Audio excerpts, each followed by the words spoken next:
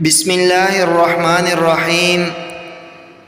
سوال، میں حج کرنا چاہتا ہوں مگر لوگ کہہ رہے ہیں کہ تمہارا حج قبول نہیں ہوگا کیونکہ تمہارے والدین نے حج نہیں کیا ہے۔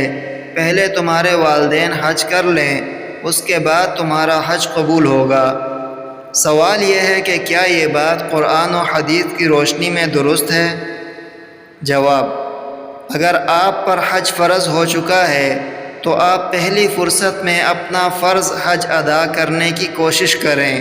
والدین کو حج کرانے کی تیاری میں اپنا فرض حج مؤخر کرنا جائز نہیں۔ اور اگر آپ کے والدین پر بھی حج فرض ہو چکا ہے تو وہ اپنے حج کی فکر کریں، اور آپ اس سلسلے میں حسب وسعت و استطاعت اپنے والدین کا جو کچھ مالی تعاون کر سکتے ہوں اس سے دریغ نہ کریں۔